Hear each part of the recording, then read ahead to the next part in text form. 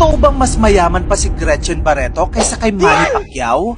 Yan ang sasagutin natin ngayon. Dahil alam mo bang si Gretchen Barreto ay hindi lang basta sosyal. Isa rin siya sa mga pinakamayamang billionaire celebrities dito sa Pilipinas. Mula sa mamahaling alahas, private bus, hanggang sa yate at mansyon, she's living the billionaire life. Pero ang tanong, gaano nga ba talaga siya kayaman? Ano ang sikreto ng kanyang wealth? Gaano kayaman ang asawa niya si Tony Boy Cuangco? At totoo bang bibilhin na niya ang RCBC Tower bilang ultimate comeback move? Nako, kumapit ka. Dahil lahat ng tanong na ito, sasagutin natin. Si Gretchen Barreto ay isang sikat na aktres noong 80s at 90s. Kilala hindi lang sa kanyang talento sa pag-arte, kundi pati sa kanyang glamorous lifestyle at controversial na personal life. Galing siya sa kilalang Barreto clan, pero mas lalo siyang sumikat dahil sa kanyang long-time relationship kay Tony Boy Cuangco, isang ultra-rich businessman at dating chairman ng PLDT at San Miguel. Hindi rin matatawaran ng pagiging sosyal ni Gretchen. From designer bag, haute couture fashion, to exclusive getaways, siya ang literal na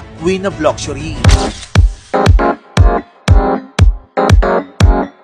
Bakit nga ba napakayaman ni Gretchen Barreto? Alam kong alam nyo na din to. Kahit na ilang dekada na siyang artista, alam natin na hindi siya magiging sobrang yaman dahil lamang sa pag-aartista. Ang pinakadahilan kung bakit naging bilyonaryo siya ay dahil sa kanyang longtime partner na si Antonio Tony Boy Cuangco Jr., isang business tycoon na galing sa mayamang angkan ng mga Cuangco. Tony Boy is the former chairman of PLDT at former chairman ng San Miguel Corporation, ang isa sa pinakamalaking korporasyon dito sa Pilipinas. Marami ring investment si Tony Boy sa iba't ibang negosyo tulad ng banking, media at telecommunication. Ang estimated net worth ni Tony Boy Cuangco ay nasa 70 billion pesos. Kaya hindi na nakapagtataka kung bakit si Gretchen ay namumuhay sa yaman at luho.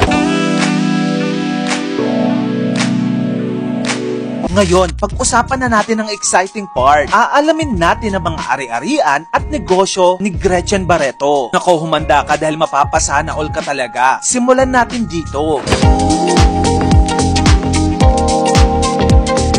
Si Gretchen ay may isa sa pinakamahal na jewelry collection sa showbiz. Ang pinakabongga, ang kanyang Bulgari serpentine necklace in white gold with 2 pear-cut emeralds and diamond pave. Ang presyo nito, nako, nakakalulang 55 million pesos. Mahilig din siya sa mga perlas. Yung isa nga sa kanyang pearl necklaces ay nagkakahalaga ng 8 million pesos.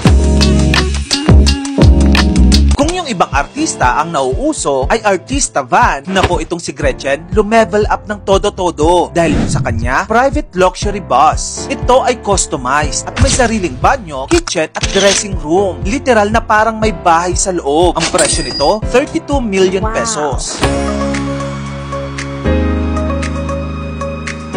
Bilang isang certified billionaire, hindi lang isa kundi 2 yate ang pagmamay-ari nila ni Tony Boy Cuangco. Isa dito ay originally named after their daughter, Dominique. Pero kalaunan ay tinawag nilang The Vapor dahil sa laki ng yate na ito. Ang presyo per yacht, 150 million pesos. Kaya naman ang total, 300 M. Alam mo bang hindi lang isang bahay kundi 2 ultra-luxury mansions ang pagmamay-ari ni Gretchen Barreto sa 2 pinaka-exclusive villages sa Makati? Ang kanilang 2 mansyon ay nasa North Forbes Park at Dasmariñas villages. Itong 2 subdivision na ito, sila ang may pinaka-expensive na property sa buong Pilipinas. Ang current market value ng mga mansyon dito ay nasa 750 million pesos up to 4 billion pesos.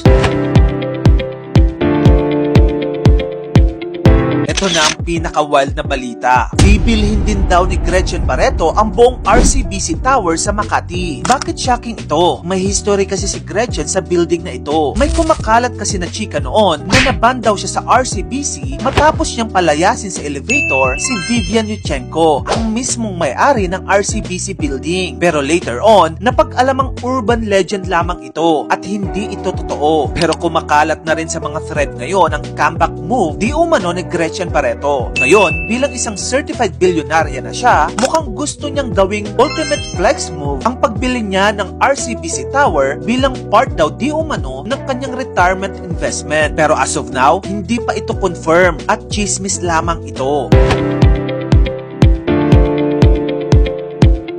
Sa lahat ng kanyang ari-arian, investments at luxury items, magkano nga ba ang estimated net worth ni Gretchen Barreto? Well, ang net worth ni Gretchen Barreto ay approximately 10.7 billion pesos. Para lang magka-idea ka kung gaano ito kalaki, kung ang isang minimum wage earner ay kumikita ng 16,000 pesos kada buwan, kailangan niya magtrabaho ng mahigit sa 55,937 na taon para lamang maabot ang yaman ni Gretchen Barreto. Grabe, no? From a showbiz superstar to a certified billionaire socialite, Gretchen Barreto has it all. Pero ano sa tingin mo ang pinaka-wild na flex niya? Ang kanyang 55 million Bulgarian necklace? O ang kanyang yate na worth 300 million pesos? O ang rumored na RCBC Tower purchase? Tara, pag-usapan natin sa comment section. At kung gusto pa na maganda pang klaseng content, i-follow mo na ako. Yun lang. Maraming salamat sa panonood, mga kamagkano.